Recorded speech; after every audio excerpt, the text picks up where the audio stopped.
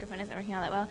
Welcome to the Institute of Politics. I'm not really going to introduce this tonight because this forum that has been planned was done by Ann Wade, who's a member of the projects committee here at the Institute.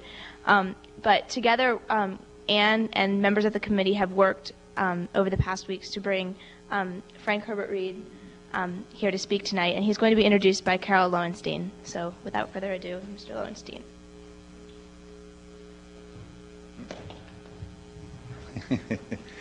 It's difficult to introduce Frank Reed in a short period of time, but I will, rather than give you a lengthy description of who and what Frank Reed is, I'll just try to highlight his career so that you can get right to talking with him.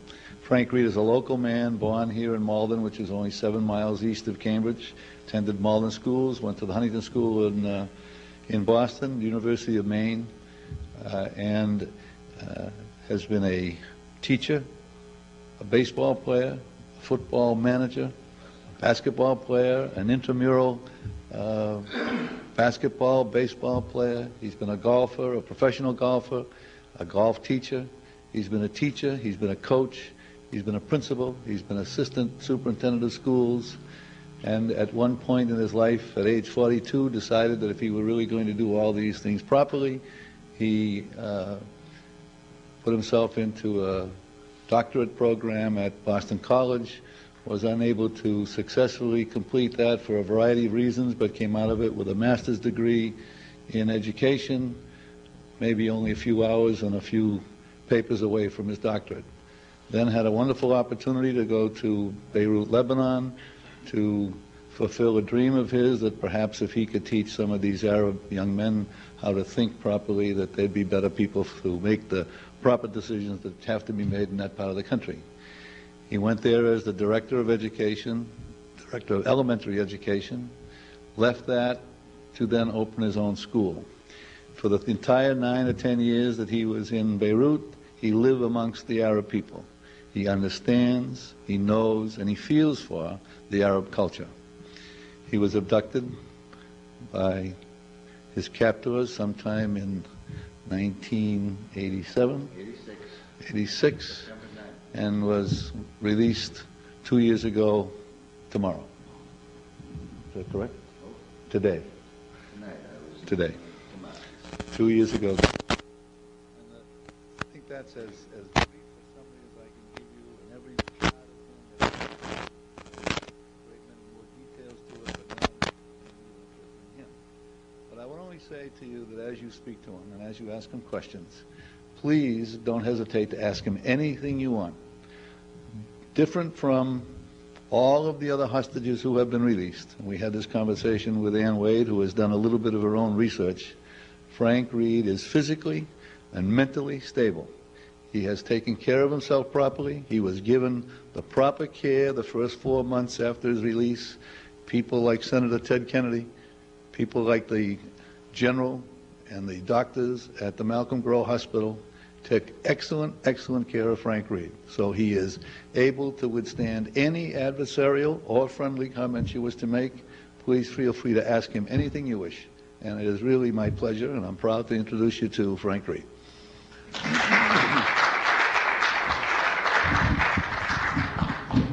Thanks. What you don't know is that he is the former captain of the Harvard football team. We call him number 41, and came here proud to be a Harvard man. I always tell him he came from the other side of the tracks, and he got over here because he went to prep school with me and used to copy all my homework and everything, and that's why he got to Harvard. He has been a man that's been with me since I got out. A man I've trusted. I called him from Germany when I was released 2 years ago tonight, and arrived in Wiesbaden and said, I need somebody to take care of my affairs. We met at 1947, that's an awful long time ago, when I was a little preppy, and he was a preppy, only he was 3 years older than I. I don't know if he admits to that. And he's kind of, all of our lives, we kind of floated around with each other, and I tried to help him, he tried to help me, and he has been a very important person in my return to your world. Many people have asked me, what's it feel like to be an ex-hostage? I was saying to Ann earlier that I'm really still feel I am a hostage, because I've been a hostage to several different things.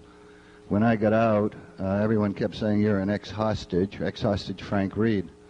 But I felt that I really couldn't take that title, because as long as the people that were with me were left behind, I was still hostage to them.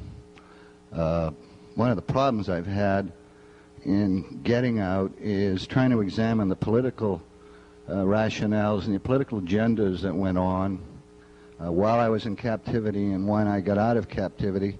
I want you to know I'm several things. Tonight I will probably speak from the Arab side, because that's the side I know best. I am pro-Arab, I'm pro-Palestinian. I have been anti-Bush, anti-Reagan, not because I'm on this side of the street where we're talking about politically, where I am politically, because that I'm on the other side of the street over here politically. I'm not on either side of the street.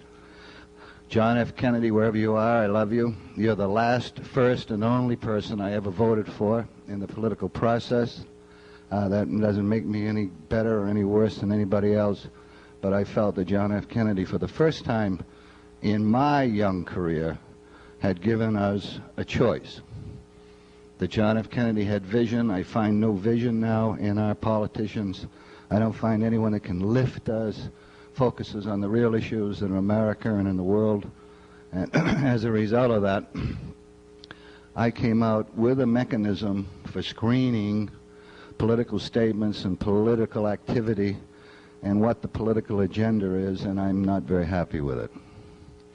I don't think any of us can be very happy with what we've seen in Washington and what's going on now and what's coming out in the recent releases about Bush's work with Saddam Hussein and so on and so on. What is hostage? Before we can really talk about it, I think we need to know a couple of things about this thing called hostage. And I don't mean to talk down to any of you that happen to be Arab scholars or Middle East scholars, because I am not. I did not attend any university, and my intention being to be a Middle East scholar. I lived with the Arab for 13 and a half years. That came about because when I went there, I didn't go over to run an American school overseas for American children. I wasn't part of the American community school system, which goes to different places in the world and has the ambassadors' kids and the IBM executive kids and those people. I went over to work with native Arab children. And in that process, I lived with the Arab. I married an Arab. And I even became a Muslim, a Sunni Muslim, not for the theology of the religion, but basically because of the way the Muslim lives, and I could deal with that differences between the Christian and the Muslim world, and they're not very great. Of course, we're great at stereotyping everybody, and all Muslims are this and all Arabs are that, and I hope that I may be able to help you with that. When you get to the Arab world, there are three systems of justice in it. The one system of justice is the institutional, as we have here, where we have the Supreme Courts and the district courts and the secular. The second system is what they call the Sharia court. Now, this is the Muslim court, that all of its interpretations and laws come out of the Quran, and how they are interpreted by each sheikh or different sets of sheikh kind of provide a legal base for behaving in that part of the world. The third system is what I call the informal system of justice. One of the problems I'm having here in America is that when I first was a little boy and growing up, and I hope it doesn't sound like, gee, the good old days were better, because I'm not saying that, or I don't intend to. But when I grew up, we had neighborhoods. And we had the Italian enclave, we had the Irish enclave, and the Polish enclave, and the German enclave, and we had the WASP enclave that usually had the best part of the city in those days. And an interesting thing about that, when that immigrant came, he brought with him standards of behavior from that particular society. You remember, you know, the other night I was accused of something else, but using the Hill Thomas affair as an example, everyone was talking about this idea of sexual harassment and everything, and I said, no, for me it's not that at all. It's something entirely different.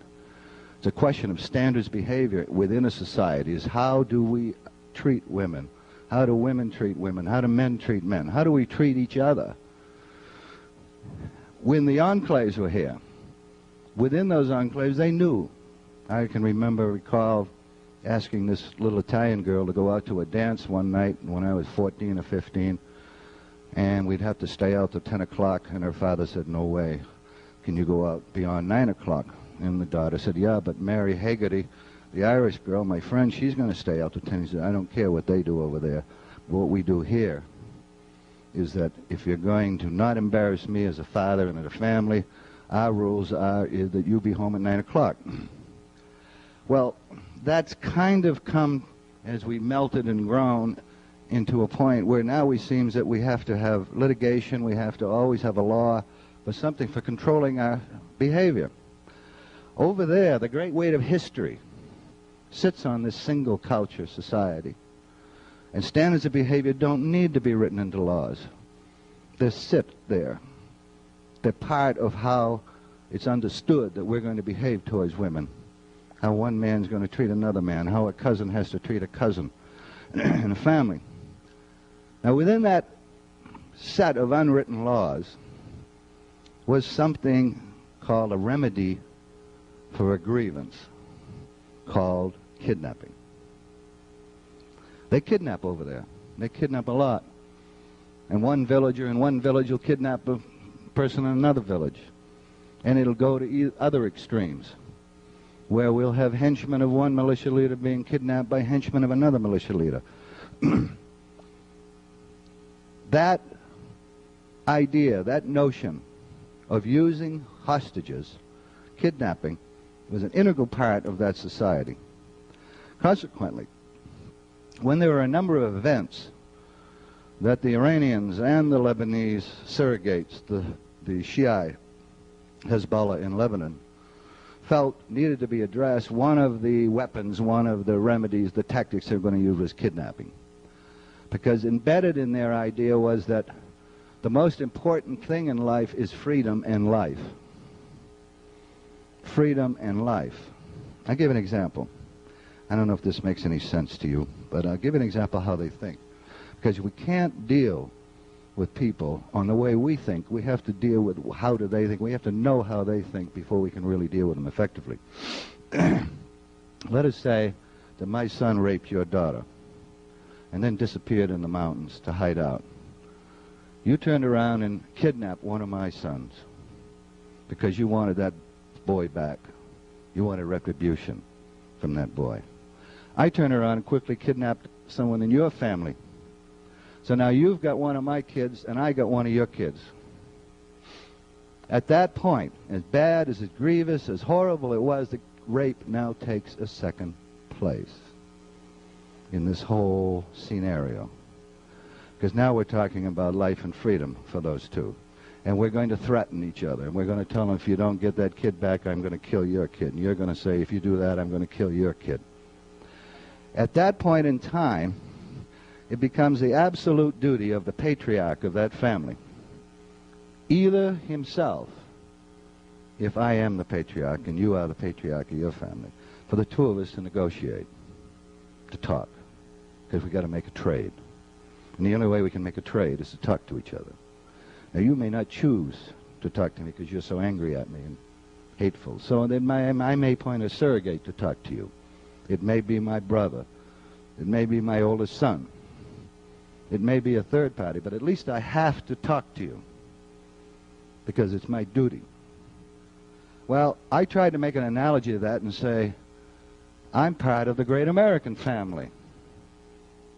And using their thinking, I have been kidnapped for trading.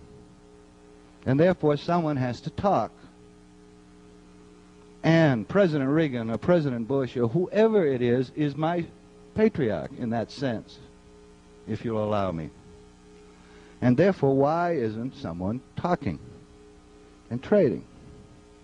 Because when I got out May 6th and arrived in Washington, at that time, I call myself, I had a Brit call me recently for television and satellite television in England, and he said, "Oh, I say, Frank, if I could describe you, 2 years later, the difference, what would you say? What would I say?" I'd say fat.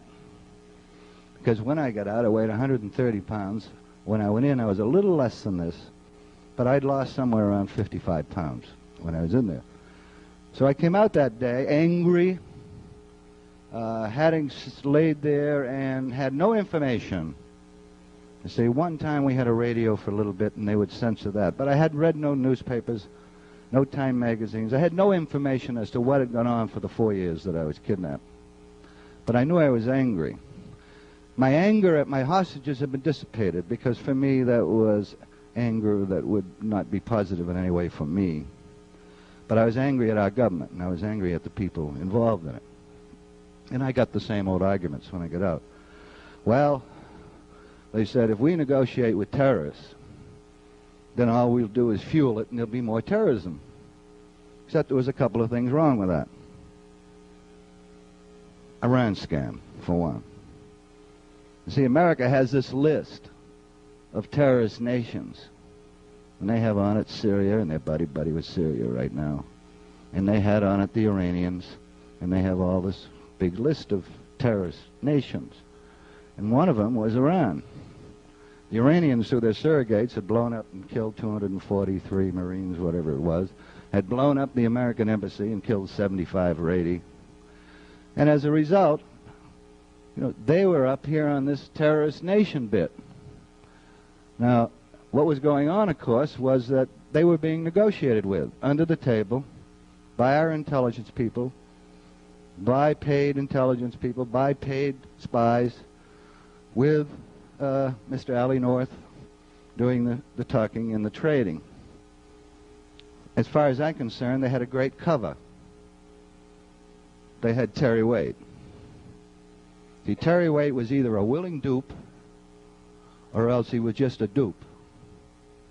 Because here was a great, beautiful cover to have the assistant to the Archbishop of Canterbury that could make the world think that he was doing this wonderful thing for sense of humanity and religion, and he was getting these people out because they were popping out.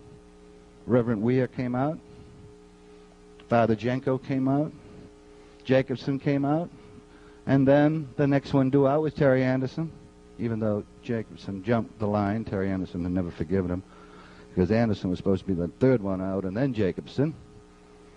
I'm going to tell you what kind of a cynic I am. Jacobson's a John Bircher, right-wing Republican from California, and Ronald Reagan was the president, but doesn't mean anything probably. But that's my cynicism. Now they got out. And then all of a sudden the scam was uncovered. Some Beiruti was in Iran and happened to see an Israeli ship. Imagine an Israelis there. They hate the Israelis, the Iranians. And here is an Israeli ship in an Iranian port with a load of arms from America. And he goes back and reports it, and the whole thing is blown. The whole scam is in the open. Now, when I was on the street, well, at one time there were something like 21 people kidnapped at that time, or had been. But I thought I was smarter than everybody else and knew how to do things. Remember that only a fool takes his good luck for granted, and I took my good luck for granted, became a fool, and got kidnapped. But while I was on the street, living with the Arab and having my family, my Arab family, be part of the power structure of Lebanon, I knew the Prime Minister very well, lived next door to me. His maid came over and told my maid all the secret talk that was going on in the house. His niece was my cousin. The Prime Minister, the former Prime Minister Haas and I were very close. I can give you his telephone number right now. You can call him. The militia leaders, I used to have secret meetings with the Druze militia leader up in the mountains over concerns of security for my schools, because in spite of the fact that every day, I was going to write a book once, 2,900 and something days without a miss, that every day you heard a bullet fired, a piece of dynamite, a grenade, an artillery shell, a mortar shell somewhere in the country. In spite of all of that, they told me, while Terry Waite was coming back and forth, that there is no way that Terry Waite will ever get anybody out. The only way Terry Waite will ever get anybody out is if he's acting as a front for the American government and trading under the table. That's the only way. Because this thing is not a Episcopal Church affair. This is an international problem, geopolitically, initiated by the Iranians, and just no way that they are going to give any of you up to Terry Waite and the Archbishop. He has to be acting as a front, either knowingly or unknowingly, acting as a front for this thing that was going on between the weapons and bodies. Okay. Now, when in Washington, in front of the international journalists, I said there's two things. We must understand that kidnapping means trading, and trading means talking. And no Americans will ever get released again until someone is willing to trade and talk. Now, when we first went in, stand a little history of this. When we first went in, there was only one thing on the agenda, one thing on the table. You remember that the Emir of Kuwait, someone tried to blow him up. His entourage was going by one day, and somebody tried to blow him up, killed his brother, killed some people in the entourage. And they arrested, I forget the number, 22, 23, 24 people that they claimed were part of that scam, that operation. 4 of them were Lebanese, from one family, from the Bekaa Valley. And this man, Bousavi, who was just blown up in Lebanon a month ago, his entourage, the Israelis came, hit his car with a rocket, killed him and his family. Bousavi said, hey, why don't we kidnap Westerners, whether they're French, whether they're Belgian, whether they're English, whether they're Americans, and we'll trade those Westerners for those 4 in the jails in Kuwait. So they started. And they just started sweeping them off the street. Guys that were immune suddenly weren't immune. You know, let's say, Agence France television people, cameramen. They'd go out and any group would let them, film them. Suddenly they were kidnapped. Didn't work anymore. So they started taking everybody off the street. Then things started piling up on the table. Things like Pan Am 103, and we can talk about that scam, that thing. We're part of that. We hostages are part of Pan Am 103. Then you had the problem with the satanic verses sitting on the table because they thought they were blasphemous, the man was, and then they got in a quarrel with England over it, the English. Then we had the Iranians wanting the money that the Americans had frozen in the banks. Then we had the Iranians wanting the money that they paid the Americans for the arms when they were caught. When the scam was opened up, when they found the ship in Iran and it was reported, they wanted the money from that, which they had paid for those arms but never received the next shipment trade. So they wanted that. And things began to pile. On the ground, what you had was a disenfranchised, large, maybe the largest group now in Lebanon, called the Shia Muslim. Now, for you that are not familiar with the difference, there's about 80% of the Muslims in the world are Sunni Muslims and take a lot of their stuff directly from Muhammad, while the Shiites are part of Hussein and Ali, which were relatives of Muhammad, and they formed their own little sect off, and there's about 20% of them in the world, and most of them are in Iran, in that. Well, in Lebanon, the ascendant people in the Senzi there were the Maronite Christians. And something happened to them. that they weren't aware was going on, or they didn't think about it. Then the next group were the Sunni Muslims, and then they had the Shia Muslims, and they had the Druzi, which are called a sect of the Muslim world, and you had the small amounts of Greek Orthodox, Greek Catholics, Roman Catholics, and so on, thrown in. What had happened was this in Lebanon, and I don't mean to give you a whole history of Lebanon, but I think it's important to see how politically we think we're doing the right thing and what really happens. The Christians in Lebanon, in 1943, when the country started, decided they were the majority in the country. They also brought in from outside of the country the nuns, the teaching nuns.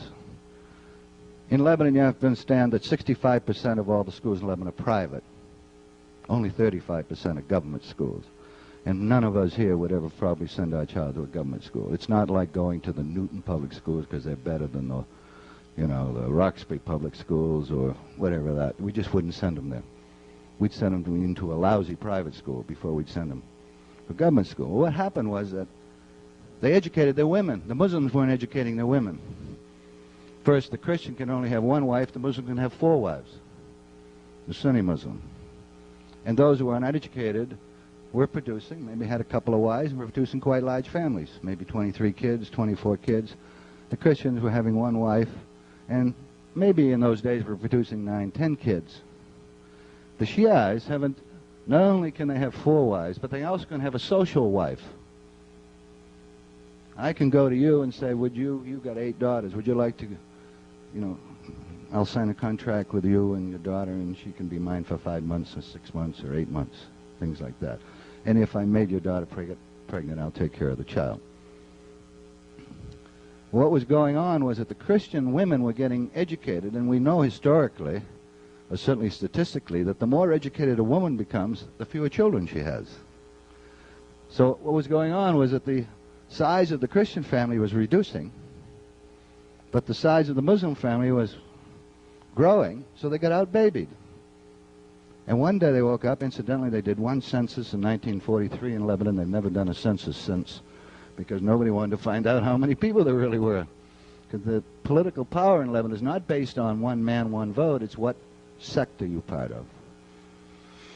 If you're a Christian, you get this many deputies. If you're a Muslim, Sunni Muslim, you get this many deputies. If you're a Shia Muslim, you get this many deputies. If you're a Druzi, you get this many deputies. Now, what they did was basically ignore the Shia. The Shia lived in the south, the Shia lived in the villages. And they basically ignored that person. And they were ripe for some kind of revolutionary set of ideas, fundamentalist ideas. So the Iranians, they were ripe for the Ayatollah Khomeini idea of Islamic fundamentalism and an attachment, because the Iranians had the oil money and they were willing to put dough into the Shiites. And so the Hezbollah was formed, Party of God in Lebanon, with Mousavi as one of its leaders. He isn't around now. And this began the connection between the Iranians and the Lebanese. Now, I was an innocent. I didn't go over there as a CIA agent. I know nothing about the CIA. I went over there as an innocent to work with the children of that country. And I was on to something. I felt I was working with the Minister of Education, and I had developed and field tested it and replicated it with results in many, many schools and many school populations, a teaching learning system that the government had agreed to put in all the government schools. And for me, that would be a lifting, if you like, providing perhaps better mechanisms for these people to think about their world, think about their country, think about each other.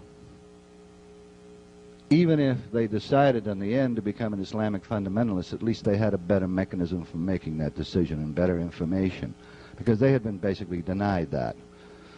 And I started schools, my own schools. I started over 18 schools in the Middle East, from Saudi Arabia to Jordan to around. I'd done 3 in Cyprus for Arab children living in Cyprus. and I had 2 in Lebanon. For me, a little guy from Malden, who really wasn't very much, didn't think he was very much, an opportunity to help a whole country's kids was too much for me to give up and leave the country. And after Johnny McCarthy, the Englishman, and Brian Keenan were kidnapped, I escaped to the Christian side, which was supposedly the safe side, because I'd been living on the Muslim side. Lebanon was divided by a curve just like that, a road that went all the way from one side to the other, and they call it the Green Line. And, it's a no man's land. There were snipers on both sides. You couldn't cross it, but you had rights and privileges and so on. So I stayed on. Now, many people may question my judgment as to whether I should have stayed on, but I felt I was too much a part of that, and it was too much a part of me to give it up, and I was willing to take the risk and the chances to make that happen. Now, there are other hostages who were doing the same thing. Sutherland was an acting dean of the College of Agriculture at American University, and they spent a great deal of time at trying to develop better ways to feed people in the Arab world. He was a part of that. Brian Keenan was a teacher at American University. Johnny McCarthy was a newsman, had only been there 3 weeks, and he was reporting for Europe television, Euro television. He was reporting. Anderson was a reporter. But a lot of us were teachers. Giuseppe was with American University of Beirut. Steen was with Beirut University. A whole mess of us were there. Whether we used our correct judgment or not, I don't think is important. We didn't. The fact is we were kidnapped. Now, I don't like to always talk about all the details of it, but I think to give you a feeling about what it is, there's probably been a handful, relatively, of people that have been under the conditions that we spent and we were in. I had come from the Christian side to go to the Muslim side to see the Minister of Education, present him with a paper which would legitimize my whole plan for the public schools in Lebanon, or government schools, and thought I was still smarter than everybody else, and I got kidnapped and ended up in a hole underground. It turned out to be my first of 18 separate hideouts that I was in down there. Now, we weren't in prisons, we called some places prisons, but we weren't in prisons as you would think here in America. We were either in a bedroom of an apartment, we were underground in a house, we were up in the mountains, we were in the middle of winter when all I had on was a set of underwear and maybe a blanket. We were all over the place. Probably the worst thing about being a hostage was moving. They would take me, bag me up in a big laundry bag. They would tape my hands to my side. I was always blindfolded. Hostaging to me is 24 hours a day of being blindfolded, 24 hours a day of being chained like an animal, either to a radiator, to a, believe it or not, refrigerator, to the floor, to the wall, and even to some of my captors, who in the haste of emergency would chain me to their legs and keep me awake all night as I slept and kicked and pulled. Hostaging means something else to me. Hostaging means torture. I tried to escape, I say 3 times, they say 4 times. Because in me, I was driven for the idea of freedom, that I wanted to be free. And I always said all my life, my God, if I just went to a prison down the street here in Cambridge or Malden, I'd go nuts being in a little cell. The first place I was in, I had 6 feet by 2 feet of floor space. When I tried to escape, I was caught. There's 2 or 3 kinds of escape. You got a one-step escape where you suddenly break away from somebody and you're gone. And you hope they haven't shot you or catch you. Then you get 2-stage escapes where I got to get out that door and then I got to get out of the door downstairs. And sometimes it's 3-step escapes where you got to get out that door, then the next door, and then you got to get out downstairs. There's always kind of unknown as what the hell is waiting for you down there. You know from peeking under your blindfold you can see a Kalashnikov machine gun over here and 2 grenades and a pistol. But if you do get out, who is waiting out there on the street? Are there a bunch of guards or isn't? And for me, the risk was worth taking. And when you get there, you know one of two things are going to happen, and I don't mean it dramatic or anything, because I'm no better than any of you here. You're either may have to kill or be killed. And you have to get that inside you, that you have to resolve that with you. There were times, see, I also spent 2.5 years of solitary confinement, blindfolded and chained. More than anybody. Anderson always had somebody with him. Sutherland always had somebody with him. They're always together for the most part. The others always had somebody. Brian Keenan and John McCarthy, the Englishman and Irishman, for the whole 5-6 years, they were always together. Even if it was stuffed into a little hole, they kept them together. So for me, we got into, one time I got together with Anderson and Sutherland in a bedroom somewhere. We were chained to the floor, and their security sometimes was very clever, and sometimes the security was not so clever. Anderson weighed about 195 pounds, and he was doing 30, 40 push-ups a day. I was 100 and losing weight then. I was probably down to about 150, but I was doing 100 push-ups a day. Sutherland was about 190 solid, 185. He was doing 75, 80, whatever you wanted, he could do push-ups. So we had strong. My point is we were strong. And they often would make a mistake when they would unchain us and leave us around, and then they'd often come in the room, the two guards, with the key in their pocket. And the average Lebanese, certainly Muslim, one guy told me, one Christian recently, Lebanese Christians, you talk about the Muslims, not us, Christians, so the average Lebanese Christian Lebanese is probably about 5'8", 5'7", 5'8". He's not very big. They're not all tall. And here we were, pretty strong guys. And I whispered to them, I said, we can take these guys. And I didn't get any response. And then the next opportunity came, I said, we can take these guys, and I got no response. And another opportunity came, and I said, we can take these guys, and I got no response. Finally, what really they were saying to me, and I won't tell you who said it, but one of them said to me, I won't go because I don't want to kill. And I said, okay. I tell you what, we'll go, I'll kill, and you go that way and I'll go that way, and we'll get out of here. But, do we want freedom or not?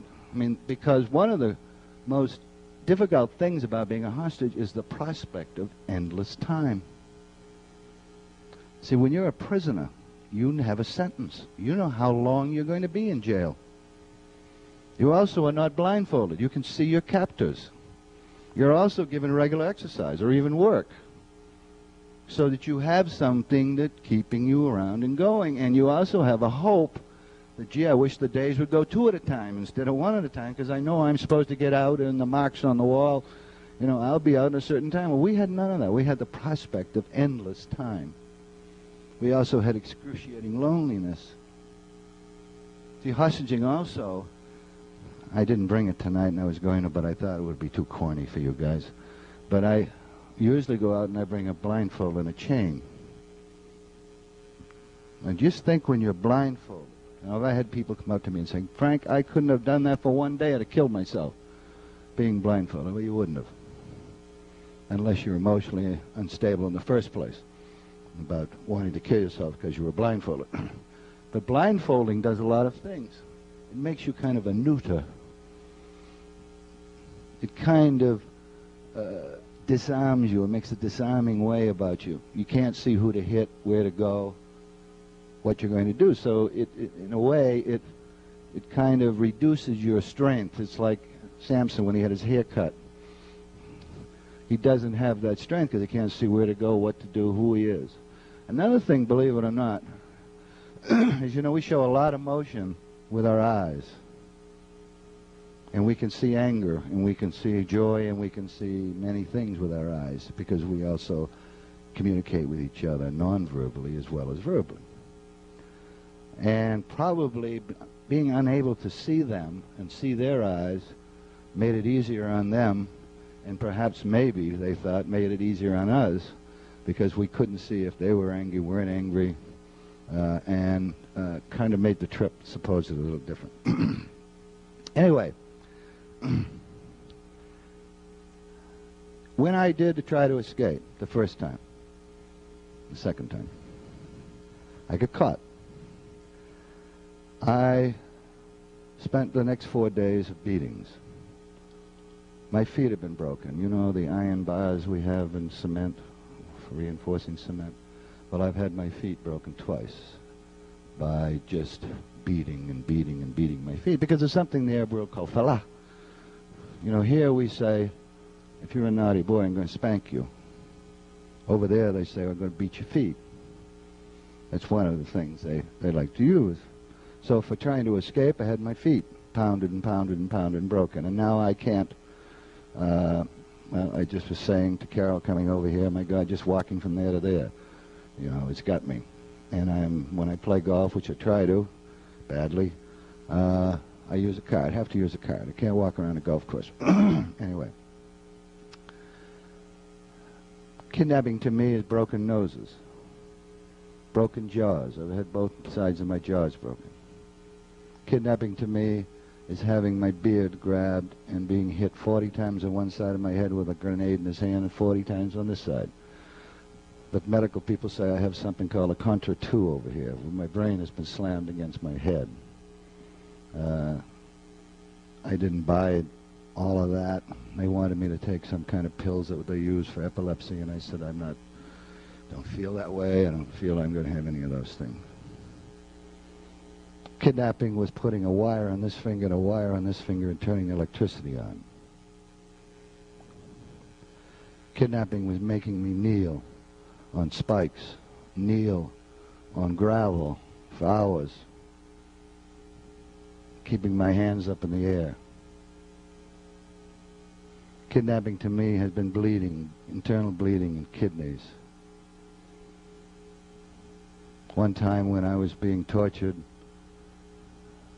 I thought the people had left the room, and I put my hands down, and somebody was behind me and kicked me in the kidneys, and I bled for the next day or two. 3 days later, I tried to escape again.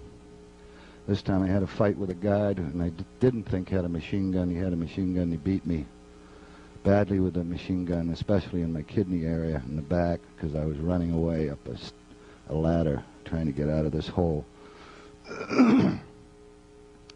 Kidnapping is having my ribs kicked off. I've had my ribs kicked so that they were sticking like this out of my skin and my stomach, by someone coming and drop kicking me on the bottom of the rib cage here and driving these ribs this way, and not really knowing how to do this to solve the problem.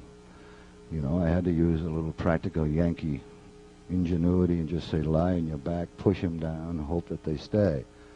But every time they came to take you to the toilet, because you're taken to the toilet, you're not free to go to the toilet when you want to go to the toilet, and they lead you blindfolded into the toilet, the ribs would pop.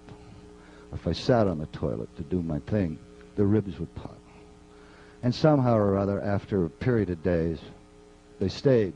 When I got out, and I weighed 130 pounds, those ribs stuck out. You could see the difference between this side and this side because of I was so skinny. Kidnapping is arsenic poisoning. When I got out and got into the hospital, they gave me the standard blood tests and this, and they kept saying, my God, this man's hemoglobin count is 8. Normal is 14, I believe. It's 14, yeah. It's 8. He should be falling on his face. This man is so severely anemic. I mean, how can he possibly even be standing?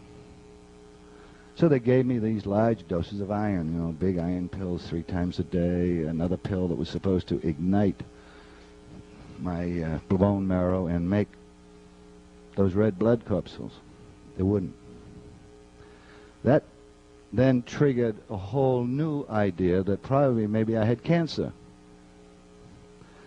So I've started through a series of brain scans, x-rays, blood tests, every possible test, heart tests, brain tests, everything there was. And they still kept loading me up with that iron and other pills, and my hemoglobin count would be 8. And And they wanted to come in and do an operation on my parts of my body that I refused to let them do. Probably if I'd been an Air Force corporal or sergeant, I would have had to do it because they'd ordered me to do it. But I refused. I said, no, I haven't got cancer. No, I haven't got cancer. Meanwhile, they were coming back saying, you're a genetic freak. You should at least have some emphysema in your lungs, because I smoked. Your blood pressure is always 120/80. You're a man in your 50s. It should be different than that. We can't barely find any cholesterol in you. Your heart, you have the heart of a 25-year-old. But you haven't got any hemoglobin. You haven't got any red blood corpuscles. So they gave one test. They call it a 24-hour urine test, where every time you have to pee-pee, you go into this bag, and then they didn't have the facility there, and they sent it off to Texas. So some 3 weeks later, the report came back that I was loaded with arsenic poisoning, with arsenic. And the number was something like 1,000. And what they said was, you know, that's what's normal. I said, what the hell is normal? You know, how many people have arsenic in them? And how can you talk about arsenic being normal to have arsenic in you? And what was doing this, what arsenic does is suppress the bone marrow, so it won't produce any corpuscles, blood corpuscles. So I was kind of right. I didn't have cancer, but I had this. Turned out I'd been poisoned over a long period of time and given one larger dose before I left. Hostage scars. If I took my shirt off, I could show you across my shoulders, where they used to bring in boiling tea kettles and put it on my shoulders and burn and blister my skin with it.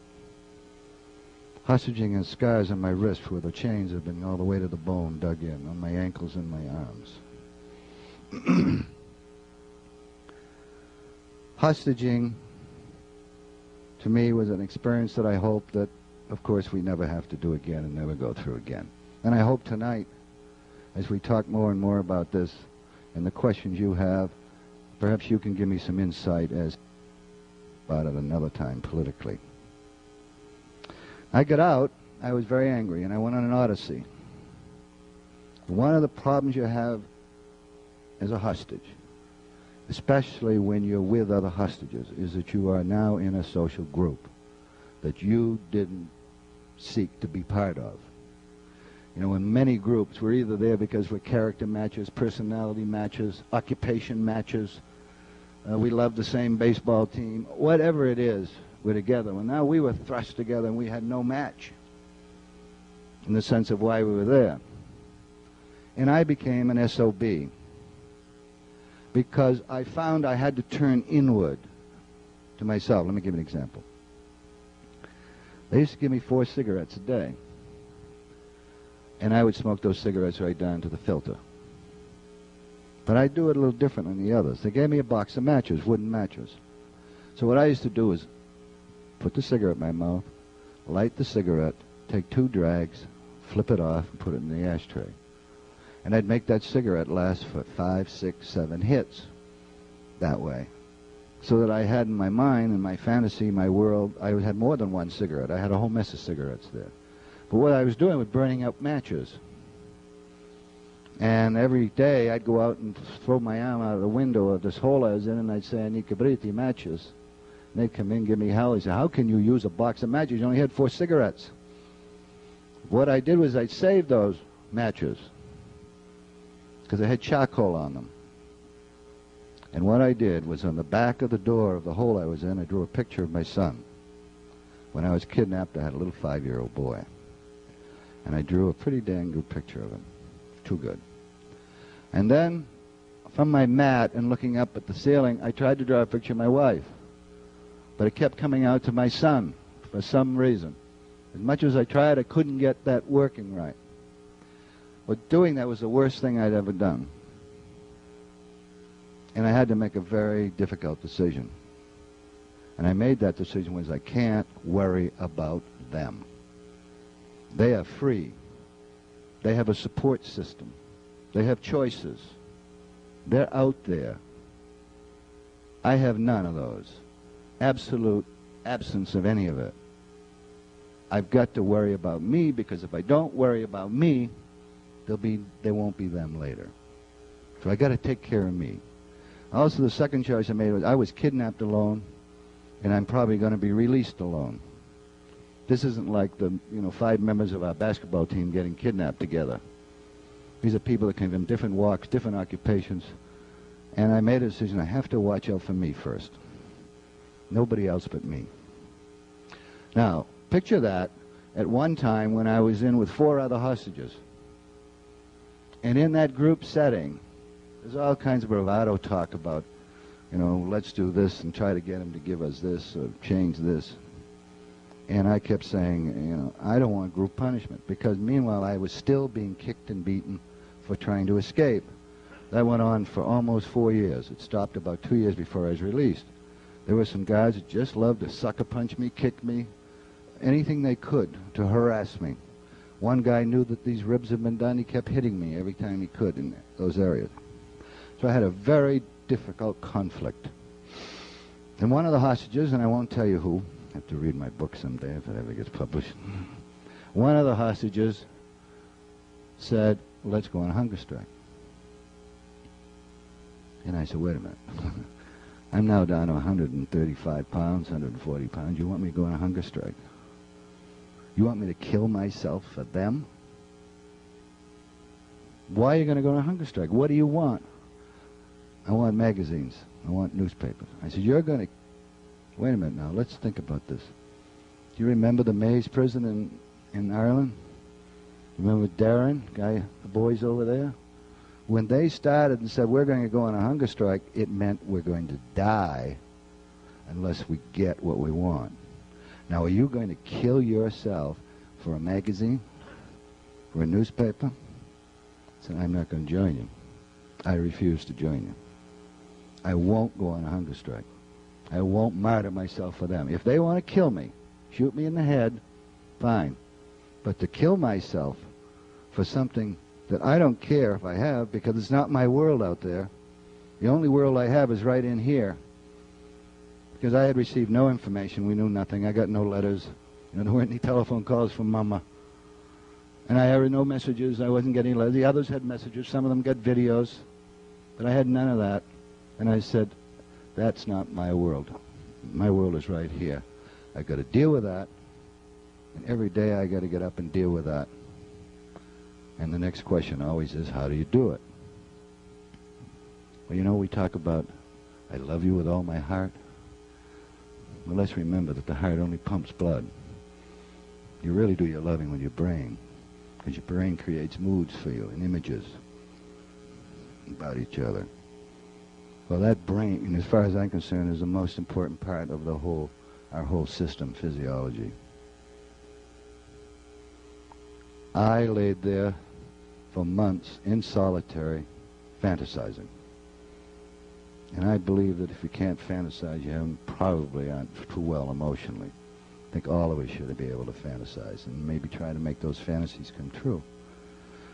I invented a golf game, which nobody seems to be interested in for some reason or other, but it's a good one. If you know any manufacturers, have them give me a call.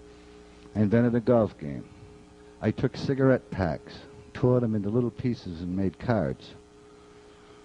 Believe it or not, the whole silly part of all this, here we are in holes and crap, yet we got a bottle of shampoo, and we got Q-tips, and we got a toothbrush, and we got toothpaste, and we got Kleenex. So I took those Q-tips into the yellow shampoo, and I would put dots on the little pieces of cardboard that I pulled apart, L&M boxes and Marlboro boxes, to make myself cards, and I would play cards, solitaire, by the hours. And every time the guys come, I'd put them in my underwear, because they didn't touch you down there usually. So I'd put them in my underwear and keep them down there, and when they'd leave, I'd pull them out, and I'd put them in my hole, and I'd play with them. I took a whole island in Maine, redesigned the whole thing. Maybe some of you are familiar with it, Islesboro off of Camden. My first real teaching job was there, and that's the home of some very famous Americans, like the Winthrop Aldriches and so on and so on and so on. And I lived there and loved it there. And they were riding around, the only people in America, as far as I'm concerned, Islesboro people were riding around with bumper stickers. Ronald Reagan, bring Frank Reed home as soon as possible. This little island with 600 people on it. Well, I redesigned the island. I had a little different share of the property, and I had work, and that took me months to do. But it was here that it was keeping me alive, this kind of thing here. And I got so dependent almost on that blindfold that when I got released and I was standing in front of the world press in Damascus, I really kept doing like that to see where my blindfold was.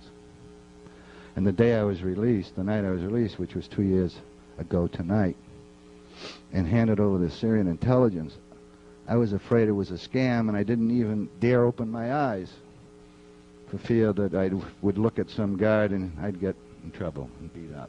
Because, see, the guards didn't want to be seen. The blindfold, one of the blindfold's purpose was to keep you from seeing them. They're frightened to death of the CIA, they're frightened to death of the Mossad, and they didn't want to be recognized. But I can promise you every single one of them are known. Every single one, what families they're from. Not by me, but I know they're known, and the question is what's ever going to happen. Some people want to go over and bomb them. I don't think that's the solution. But we can talk about that tonight.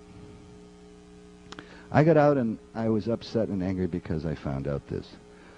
I said, Greenpeace is fine. Caring about whales and owls and seals is fine. We spend millions of dollars on that. Television show after television show about the hooky-kooky owl from the Northwest Forest. We're not spending a damn penny on us, on the people I left behind. Let's have something called hostage peace. Let's talk about the human condition. I think we have to examine that, and the conflict about the human condition and politics and political process and policy and government policy and national policy. You have to have like a look at that. You know, what comes first? You know, they talk about freeing Kuwait. I promise you, the Arabs know how much freedom there is in Kuwait. Just go over there and live there and see how much freedom there is in Kuwait. It's not the same idea as freedom here, over there. So I said, let's talk about hostage peace. At this point, in spite of how I felt about the people I left behind, and I think this is important to consider, they think I'm an SOB. Not one of them has called me since they've been released. There's been no attempt by any hostage, as you might think, to call me, contact me. And I understand that, and I accept that. And it's probably right.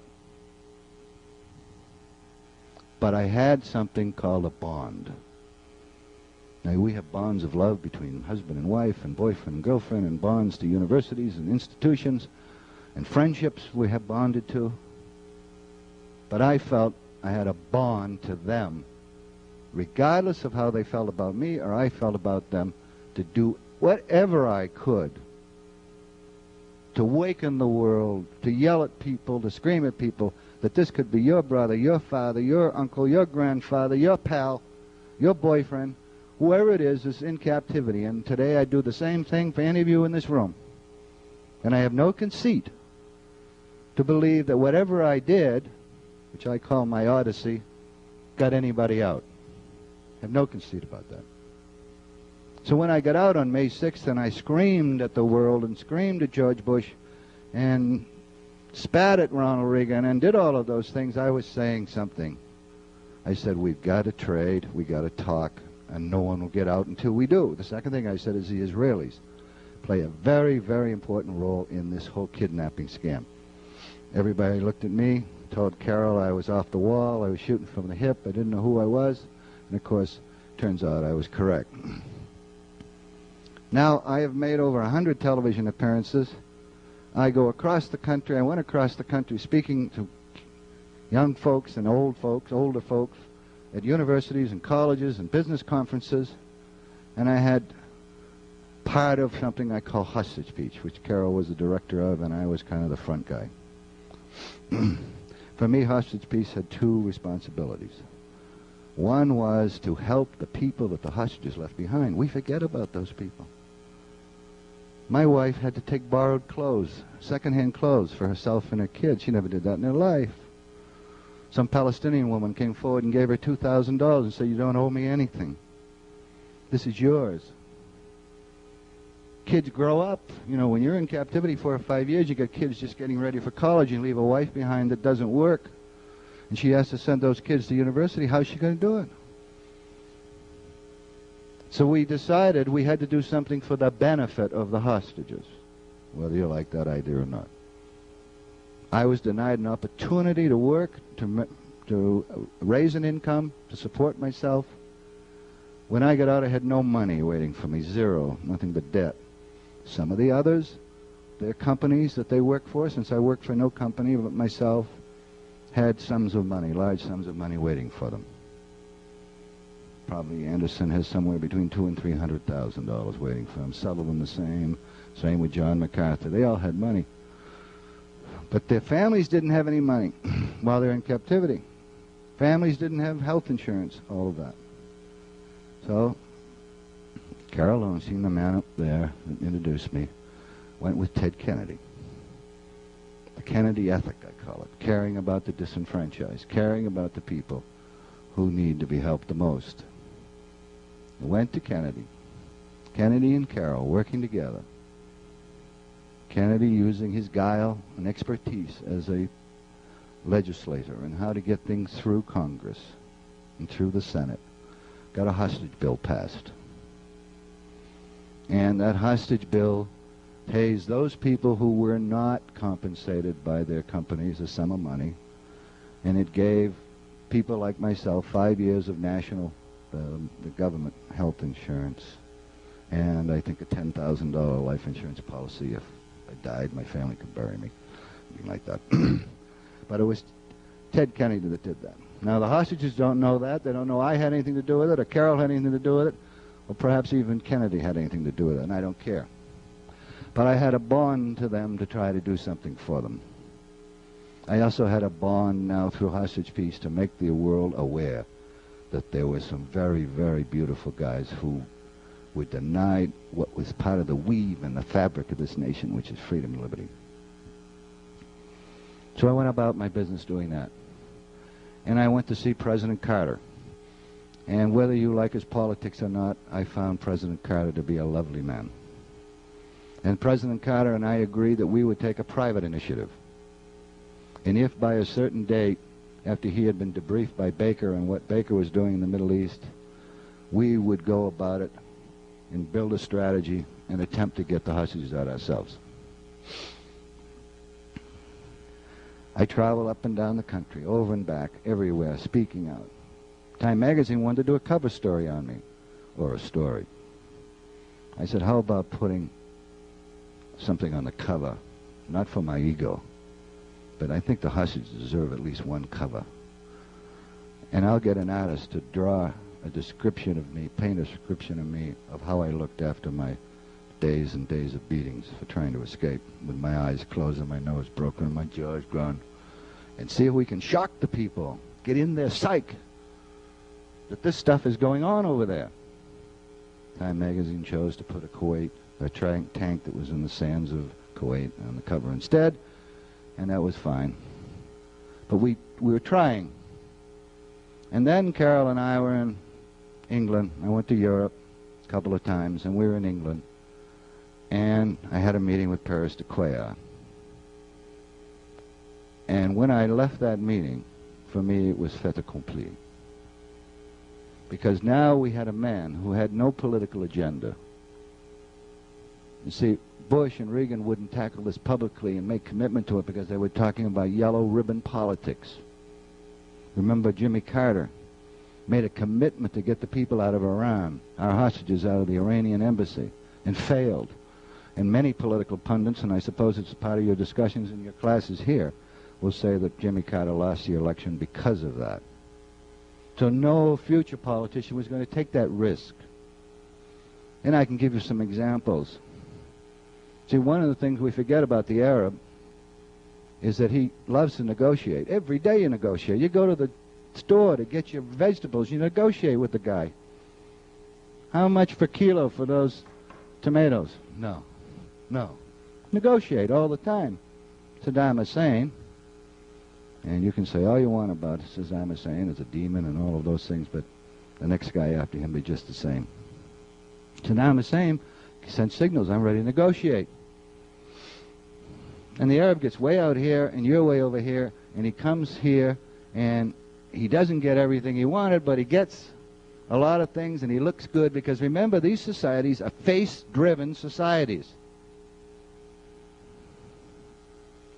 Saddam Hussein had to do what he had to do because of it's a face-driven society. And if he loses face, it's just as well as called living death for him. And if you understand face, we used to say face is so important in Lebanon and Syria. They'll tell you, the Iraqis, it's 10 times, 20 times stronger in that country. So that Saddam Hussein couldn't do anything, but what he did was to stand up to the great old Satan America. And even if he lost, the people knew he was going to lose, but at least he was standing up to it, and he was saving face for the Iraqi people, for himself, and everything else. Because if he didn't do it, he'd be dead. He'd be finished. Well, rather than get on and on and on, maybe I better pull it all up and let's have some questions from you about it. The important thing to me was that what I was angry about was that the American government, the politician, had an agenda, and they have them today. And I am certainly not part of you in terms of what you are studying here at Harvard and studying in your classes. But I promise you, part of my mechanism is that I always look at any national politician to see if what that utterance, what that act meant to him come another November. And I think if you take and borrow a little of that from me and watch what the national politician is saying and why he's saying it, he's saying something about getting elected come the next November. And I think there are things coming out now. I told you about Pan Am 103 and what we had to do with it. If you think for 1 minute that it was just two little Libyans that blew up that plane, then you really don't know much about that part of the world. The Persians have face and revenge. They had one of their commercial jets shot down by one of our military people. Think if the Iranians have any reason for wanting Pan Am 103 to be blown up. If you think two Libyans can operate that way and do that kind of difficult work of getting through securities in Frankfurt airports and all of that by themselves, alone, as Lone Rangers, I think you've got another thing coming. For me, it's a political scam. Bush is focusing on the Libyan situation because there are other ramifications for him politically, geopolitically, with the other people involved. But on that plane were two CIAs who were heading a team, like an Entebbe team, in Lebanon to release us, storm the palace, get the boys out. Now, if you think that we're the only people in the world that have intelligence and spies, you know, the only ones that know anything about it, what other people are doing, the Iranians have intelligence, the Lebanese have intelligence. I met with the Lebanese, the head of the Lebanese intelligence, and he said, Frank, we knew where you were from the moment you were kidnapped. We contacted the American government and said, do you want us to take him by storm or do you want to compromise? The American government said neither. Don't want you to do it. It's another thing we want to think about. You know. Okay. I'm honored to be here tonight. To be here at Harvard, to be with you, as I am anywhere I go. And I just want to leave you with something about love. We can talk all we want about romantic love, but for me, perhaps the most important love is caring. For me, caring is love. And I want you all here to know I love you for caring about me. Thank you.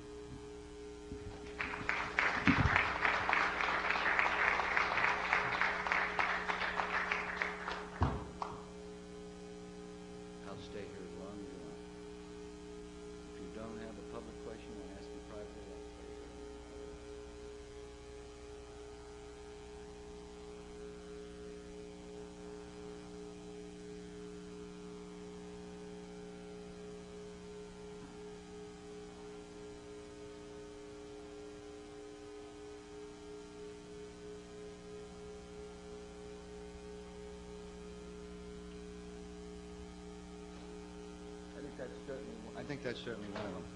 You know, this is going to be a little long, the answer. But you know, the insurance man talks about the three-legged stool. If he wants to come and sell you some insurance, he'll say, look, all your hopes sit on this three-legged stool. And one of the legs is die too soon, another leg is live too long, another leg has become permanently disabled. And if any of those things happen to you, all of those hopes and dreams go toppling to the ground. So you better buy some life insurance to protect your wife and your kid and your retirement and your future. Well, see, I had a three-legged stool. I felt. Mine was, one was health. Until I was beaten one day for nothing, I started off with 7 push-ups, almost killed me. And the next thing I was doing 25, I was doing 50, and I was doing 100. And I would walk across the cell 6 feet by foot and take 3 steps. 1, 2, hit the wall. 1, 2, hit the wall. And I would do that at times when I felt exasperated, and also at times when I said, I have to do it to keep myself going. And I'd do that until I counted up in the distance. I said I'd probably 368 a kilometer, something like that. So I did my kilometer every day. So I had one leg which was health. I had to keep that because I wouldn't have those, 5-year-old kids and wives and friends and whatever unless I did that, because I could die by not paying attention. I didn't know how long I'd be there. I might be there 8 years. The first night I was taken, the man said, you're going to be here 20 years. This made you a little swallow a little bit, because me being a little fool laughed at him. Yeah, 20 years. The second leg was will. For me, one of the great powers we have as human beings is to will something. It's going to happen. Football coaches and basketball coaches and hockey coaches love to take you into halftime and blow smoke at you and yell at you and make you motivated. But that goes up and down, motivation. When you're up and down. But will is something that just beats. And I had a will to live. I wasn't going to let these guys get me. I had a will to do that. And then the third leg probably was a human spirit. The whole thing is in you for this desire for freedom, to be free, if you want to define the human spirit that way. And I had those things. Like the students here have a three-legged stool. One of them, of course, is health, but the other is to take learning seriously. Another leg is to have worthwhile goals and deadlines for meeting them. When I was a student, I already had the highest social IQ that anybody ever had. And when I went to apply for my doctorate, the only reason I got in is because I had high scores on the Millers and high scores on the GREs. They looked at my record, they throw it in the trash can. I didn't take learning seriously. But I tell students today, you got to take it seriously. And other cultures have taught me that. Kids over there. Can you imagine first graders coming home from school in America with briefcases full of books? That's what happens over there in that culture. And we talk here about how hard it is. School's tough. The Lebanese child enters school at 3 years old. His mother tongue is Arabic. He chooses either French or English to be his language of instruction at 3 years old. And from then until he graduates, which is a freshman in college, he enters a sophomore year in all American universities. He has his language, his physics, his algebra, his English, his French, his social studies, everything's in that language he's chosen, whether it's French or English. Yet his mother tongue is Arabic. What if you had to come to Harvard and have all of your subjects in Arabic when you're an English speaker, or go to a high school that way? But the people in those other cultures have a value that they get one shot. No, we're going to do that. Well, in me was this whole idea that I wasn't going to let them get me. And it led to, of course, some conflicts and problems with all the hostages in it, because I didn't feel that we could accomplish anything, as a group. We nagged and ragged, and I'd say, we got the ass of the chicken, and finally I said, I'm only going to get the ass of the chicken. I mean, am I ever going to get some breast or a leg? And finally I got a leg one day. God, I went 4 months without any protein. I had nothing but protein. I had nothing but rice. There is some protein in rice, of course, but I mean, as meat. And my muscles were just atrophying, that's all. They just gone, went to hell. But I nagged and ragged and tagged, and until I got a lot of things that for us are small. I got a candy bar. That was a great achievement. And one day I smelled popcorn, and they were eating themselves, and I got them to give us some of that popcorn. You know, those little things. But it was my will that I wasn't going to let them get me down. I also had that thing, which almost cost me my life, was I was going to be free. I wanted freedom, and I kept going physically, health-wise, when you could. See, we may be in an apartment where there's a family living upstairs that don't know we're on that floor. And there may be a family down there that don't know we're on that floor. So we couldn't even talk. When I got out, I could not talk. I hadn't used my voice. I had not driven any air through my lungs. I'd be going like that. Because we always had to whisper. And if we sneezed, we'd get kicked and beaten. And if they heard English being spoken, you know, downstairs, to God, they'd have a fit. They'd come in and kick us and beat us and tell us to shut up and all of that. But I simply, whatever you can describe that psychologically, you know, whatever the medical terms are, whatever the esoteric terms are for that, and that may sound simplistic, but that's what kept me going in it. Yes? How has this affected your relationship? Well, it didn't. My relation with my family was not very good. One of the things that I understand is that I was told twice in captivity by two men, guards, that I three-quarters trusted. Because you couldn't trust a guard, he always lied to you. He couldn't tell you, the rule was never tell him what's going on outside. You know, lie to him, lie to him, lie to him. I was told that my wife had killed herself. Now, you know, at first I said, yeah. And then I thought about who my wife was and how she handles things emotionally and so on. And I said, yeah, it's possible. And then I was told again. And I accepted it, internalized it. I said, she's dead. My little boy must be with her sister or her family, being taken care of. So when I got out, and was 2 years ago tonight in the embassy in Damascus, waiting to board the airplane, the Air Force airplane, and go to Wiesbaden. I got on a plane. It was this little Air Force girl. And I said, come sit beside me. I hadn't had a woman sit beside me for so long. You know, I just come in and sit beside me and talk to me. And she said, I saw your wife on television today. I said, oh, how big was she? She said, she's 5'8", 5'9". Well, my wife was only 5 feet. So that reinforced it again that was my sister-in-law that had my child, because she's 5'8", 5'9". So I said, okay, so she's not. Then I arrived in Wiesbaden, and the first thing they said to me was, your wife's arriving in an hour from America. And I said, what? Wait, what? Hold on. See, one of the problems you faced, and I was discussing this earlier with Anne, is Toffler said the future shock was the sudden emergence of the future into the present. What I suffered from was the sudden emergence of the past into the present. Because remember, I had no blank, 4 years of blank. And I didn't want my family there yet.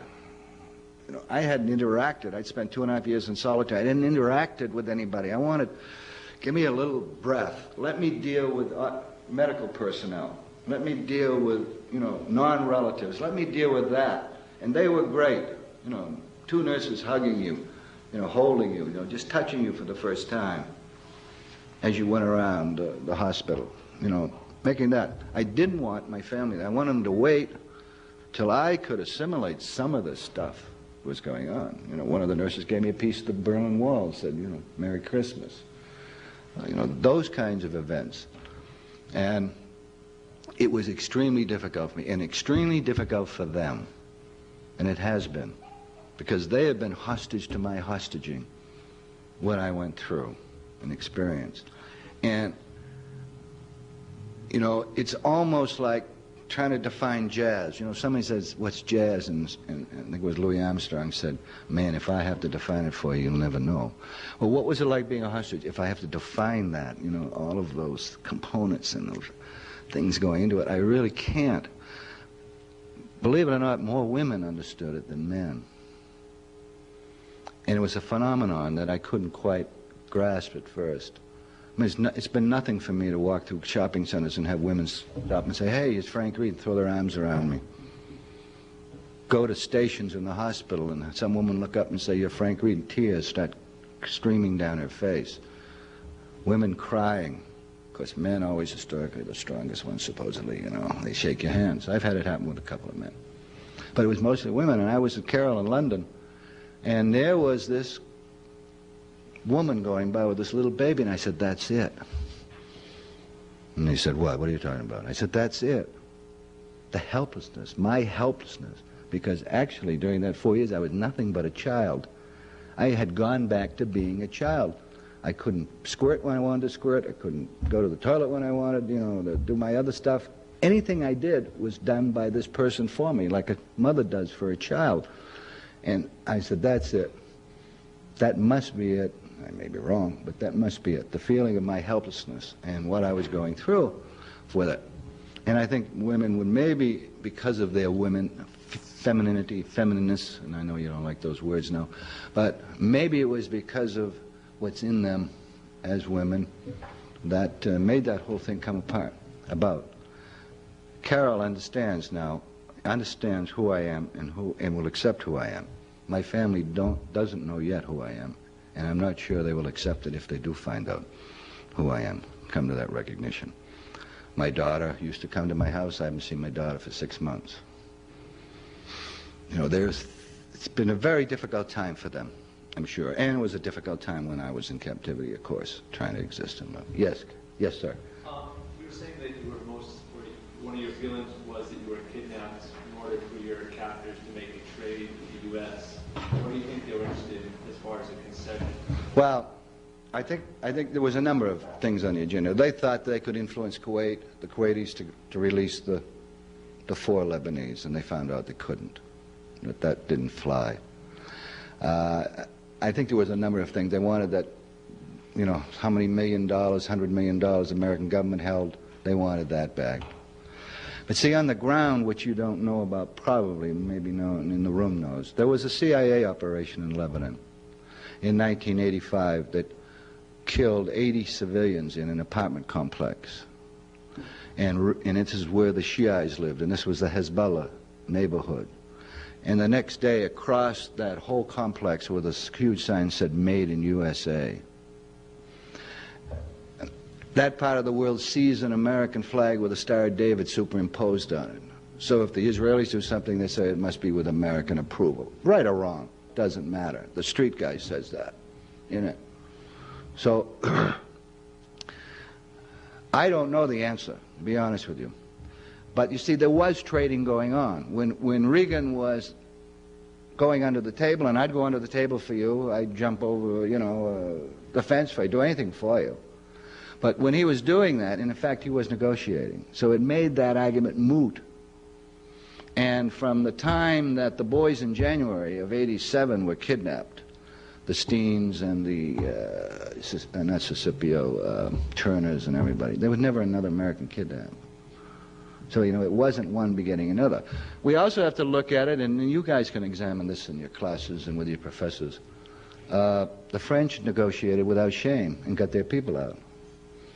They returned $250 million of the Shah's money or some figure like that the Shah had hidden in a French bank to the Iranians. The Irish negotiated without shame. They got their people out. We just seem, you know, to be gridlocked on it, is what to do. It is a dilemma, and it is a conflict. And if you're in a national position, or if you're a politician, you know, what do you do? You know, I used to go to meetings with Kennedy, Dole, and the guy from New York, the Irishman, Moynihan. I used to go to meetings with them. Ted and I and Carol knew what we were trying to do. Moynihan would get up and say, I remember one reception for me held at the Leverett Dirksen building in Washington. And it was my reception for me. So Moynihan got up to talk, and he stood up and he went, Any of you that would like to come to the hearings for the new Lebanese ambassador are welcome. Thank you very much. And left. Said nothing about hostages or hostage-ing. Dole got up and said, "We're really trying." Like how, Senator Dole? Tell us how you're trying. What are you doing? So that I don't have any answer. You know, I go out to colleges. I go, you know, somebody stands up and says, "We're with Amnesty International." I said, "Great. You know, you care about other nationalities. Why don't you care about our own?" He said, "Well, how will we do it?" I said, "I don't know. I'm trying to build a constituency here that means something politically, which I couldn't. See, if you took all of the relatives of the hostages, you probably had 40 votes. That ain't going to make a difference in any election." Yes, Carol. Did the Irish actually I'm sorry? Did the Irish actually do something with troops? No, what the Irish did was they met with me, the ambassador met with me, and I kept saying, "Come on, you're only a nation of 3 million, 3.5 million. What do you got to do with this geopolitical problem between Iran and America and everything? Why don't you go and negotiate and get him out?" What happened, if you remember, just about that time was a huge earthquake in Iran. And so what the Prime Minister did was quickly hustle tons of relief into Iran. And as a consequence of that, out came Brian. I was contacted right after that by the Irish press worldwide, and they said he's coming out, and I said, "Cross your fingers," but he didn't get out. 2 months later he got out, 2 or 3 months later he got out. I really don't, but I think we've got to come to grips with it, because it is a weapon that will be used forever. You know, I was on Crossfire debating Richard Allen, Ronald Reagan's national security advisor. And I, of course, was on one side and he was on the other side. And you see, we have to come to grips with what morally and value-wise we're talking about. We talk about these people being, you know, not quite human because they blow people up, they have car bombs, they shoot people, they keep people as hostages in it. So someone asked them, should there be any revenge, you know, for this? Should we revenge the fact that we were kept there? And Richard Allen said, "Yeah, we should go over there and bomb them." And I said, "Mr. Allen, what are you going to do, bomb every fourth house? You know, these people don't have uniforms. They don't have tattoos. They look like you or me, any of them, except we're Arabs, you know, with the Arab look. But, you know, what are you going to do? And aren't we getting back into bed with this same kind of person? I thought in the West we bragged about letting the institutional system of justice get our revenge. I thought that was the whole notion of Western man and Christianity. But his idea was just go over and blow them up. Well, if you can't find out which houses they're in, you know, and meanwhile kill a lot of innocent people by doing it, and not every Lebanese is a Shia, Muslim, or a Hezbollah, you know, get in big messes. The other thing is, are you going to go to the polls, the voting polls, and say, well, let's take every fourth person on the poll and have them shot? I don't think it's that simple way, but I don't know. I don't have any answer. Yes, sir. Are you Lebanese? Yeah, marhaba. Well, I have some comments and I have some questions. First, I would like to say, first I apologize for what happened to you. That's not your responsibility. It's not your responsibility. Oh, it's not my responsibility, but as the people, I would say, have to apologize when they formally took all the hostages, and not the governmental institutions. I'm talking about the people itself.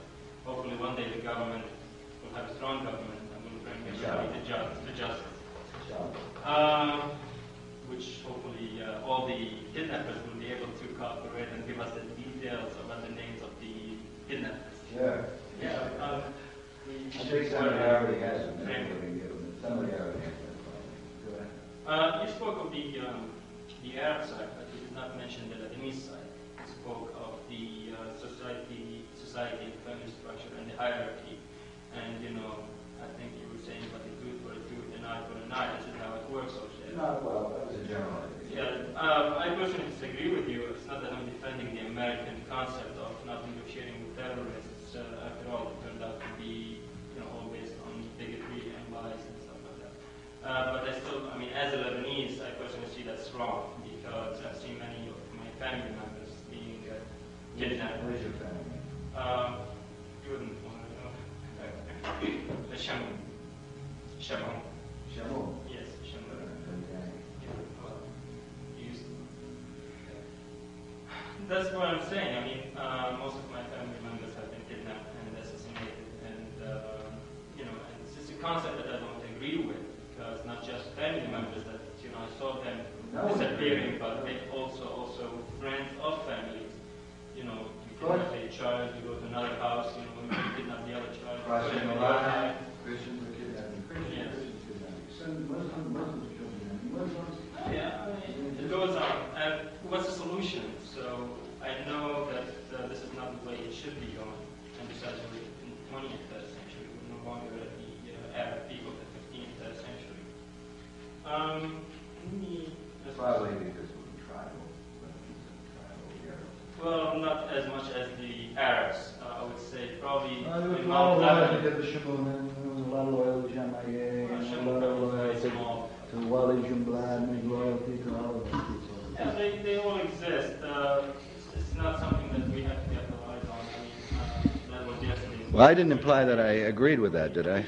I didn't imply that I agreed with kidnapping, did I? I was just stating a fact that it goes on. I mean, It was happening, Yeah. but this probably would not happen anymore because it's not a system that worked, and it should not. If it didn't work, then try a new system. remember, we've had great hope in Lebanon, year after year after year after year after year after year after year. I think it's a Lebanese. That's what kept me there. To be very emotional, and which is gives your brain, I would say. I go and see Danny Shamoun, he'd say, Frank, in April things should be different. April comes, kaboom, there's something else going on. We always have great hope for change. How did you feel when they took you to Syria and paraded you under the dictator Hafez al-Assad instead of taking you to the American embassy? Hafez Assad. If I may. Some people will probably say that Hafez Assad is 10 times worse than Saddam Hussein. It's 100% more smarter than Saddam Hussein. He's smart, but they may say he's 10 times worse in terms of what he did in Hamad and killing 30, 40, 50,000 of his own citizens. The Boston Globe is always picking on Assad. Now, how did I feel? I really, let me tell you what happened to me and how angry I was. I got out,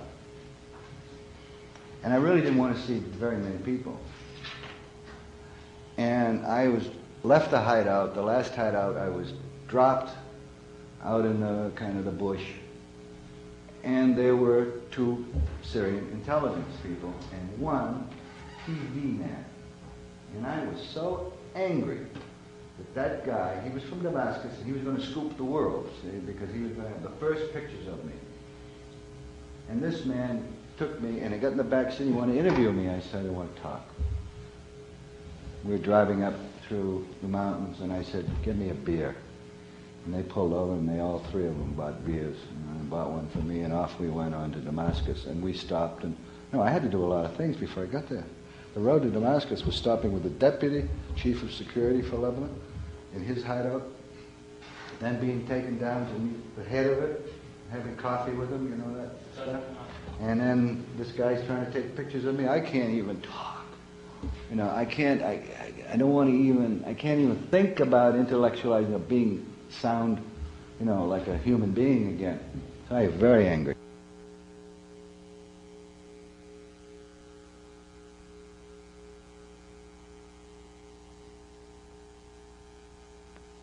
There, yeah. You know his name. I can't think of the 2 right now, but. There's Walid Mualim, Syrian. Yeah, that was. I met with him, and then I met with the ambassador, and I met with them, and it wasn't ambassador then; it was the minister.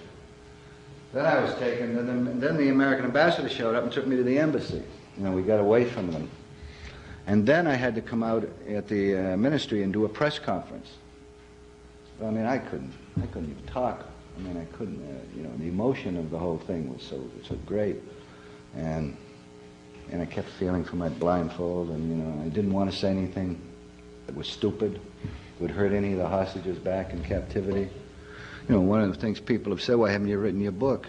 you know, the American way. If when you're hot, and you write that book and you make your money. I said, I can't, because the things I know can hurt them back in captivity as long as they're there. And I'll give an example.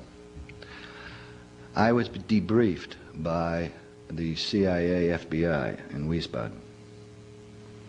And I told a story that I'd lost so much weight that in one hideout I had my chain, and they used to count the number of links when they'd hook you up, but they didn't know I was getting thinner and thinner and thinner, but they still had the same number of links, so I found I could push it off my hand.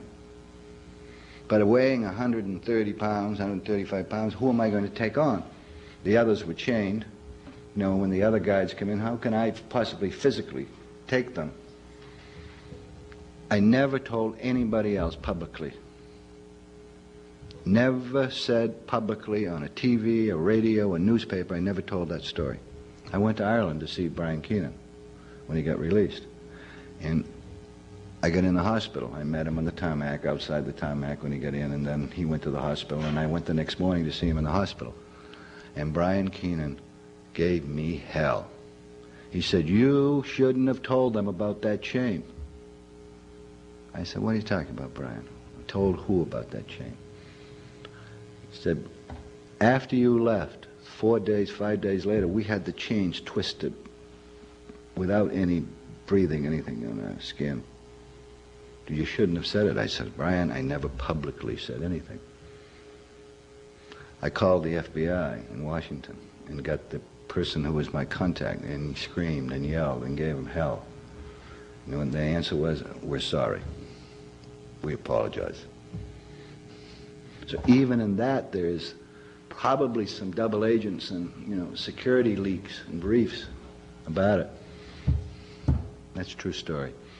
And I never said that anytime publicly, radio, television, newspaper, anything, never told anybody except the FBI and the CIA.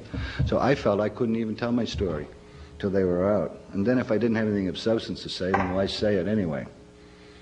And what's happened is those 20 publishers that lined up at my door, suddenly I can't find them anymore. Now that I'm ready to go, you know, and do something, they'd kind of disappeared off into the woodwork. Yes, sir. You mentioned in passing an Israeli link to the hostage. What was that? Well, you see, what was happening was that the Shia, the Lebanese Shia, who's in the south, the Lebanese Shia, the Israelis had kidnapped 400, 500 of them from Lebanon, taken them in their prisons. Secondly, the sheikh, the famous sheikh, was kidnapped by the Israelis and taken to his prison. Now, he was a Hezbollah sheikh, so they wanted him back as part of the trading. Of course, would want the Americans to influence the Israelis to do that. They also wanted their 400 citizens to come out. Well, after Paris de Cuellar began his deliberations, because, see, Paris de Cuellar had nothing to lose.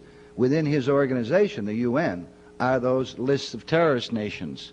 So he could talk and deal with them without shame, without loss of face. And in talking with Paris de Cuellar, and we're talking about all the ramifications and of it, part of the deal that got the American hostages out was the release of some 180 or whatever it was Lebanese citizens in their jails. The sheikh is still being kept by it, and I would assume that what they're talking about now is either for Israeli body soldiers or the bodies. I would assume that they're not being held by the Hezbollah. Maybe another group, or else the trade would have been made, the sheikh would have been out, the citizens would have got out, and the other problem is the Germans. See, the Germans are being asked, as innocents, are being asked to be traded for two criminals.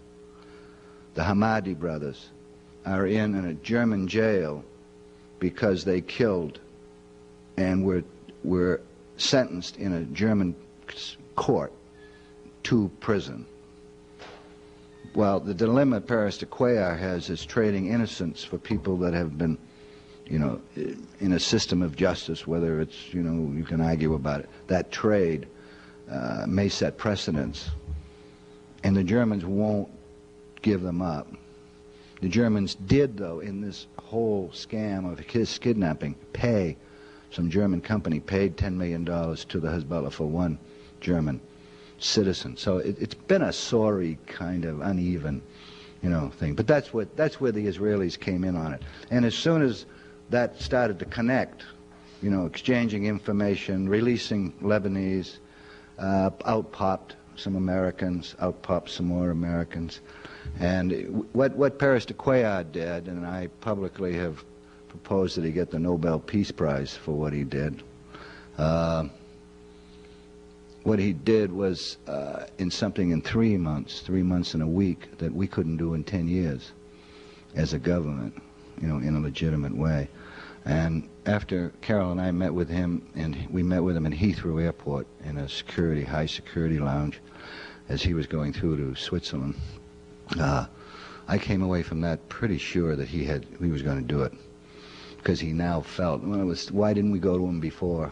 Why didn't he get involved before in the whole thing? That the whole thing needs to be examined quite. Anybody else? Yes, sir. Yes, Mr. Reed, I have a question for you, which is directly related to your period as apostate. And it may be indirectly related in the sense that the statement you made earlier in the introductory remarks, you stated, I'm not contesting this, that JFK was the last American president who really had a vision for this country. Based upon your, what you've learned about yourself, about people, if you were asked today, In my opinion.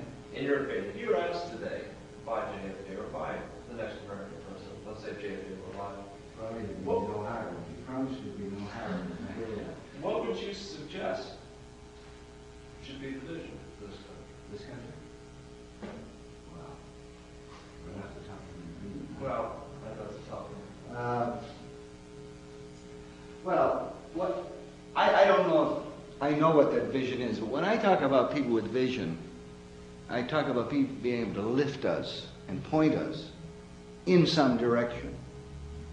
We may not like, one side may not like the direction versus the other side, but someone can lift that.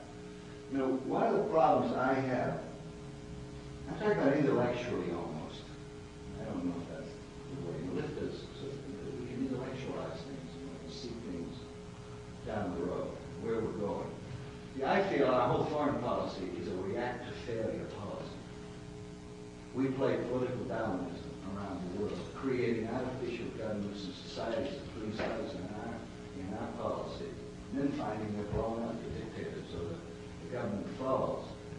And I call a react to failure thing is everyday politics now, everyday policy. Me, a man with vision, has a prevent failure type thing.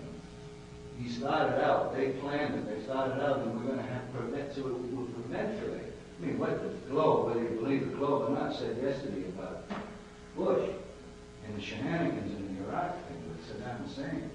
If you haven't read it, the editorial, you should read it. Whether it's right or wrong, whether you accept it or don't accept it. The question is, that to me is everyday react to failure stuff. I mean, here we were loaded, stroking Saddam Hussein, loading them up, helping with weapons, and the skullduggery that has come out. I thought the Globe has discovered it was on the spotlight on it. But stuff that's coming out of Washington now. Found out that to the day that he attacked, that Saddam attacked Kuwait, it was still giving him credits, and he was trading those credits for arms, and they were stroking him and getting extra loans, and Bush was saying, give him the credit, do that kind of thing. Now all of a sudden they say, hey, he failed us, and we got to react to that failure of our relationship with him and our policy between the Iranians and Iraqis in that region. For me, when I talk about vision, I'm talking about something that can lift us. And, I'm not proud of the fact I only voted for one person in my life, necessarily. But I felt it was a choice that I had when I was a young man that became president. I wasn't my age now, of course. But for me, he captured me. If you sat down and all that, and it didn't happen, but some people say he was going to be a great president, some say he wasn't. What did he do? But at least he gave me the feeling that we were going somewhere. If you ask me what direction this new frontier, I don't know. Right. That question could be answered in the next hour, and we have to leave at 10. I don't know if I can answer it. If there's someone else that has a question that would take a few seconds to answer, he'd be happy to do so. There's another Harvard boy. We're going to be thrown out if we don't. Thank you I'm very sorry much. for that. Anyone? Thank you. Thank you.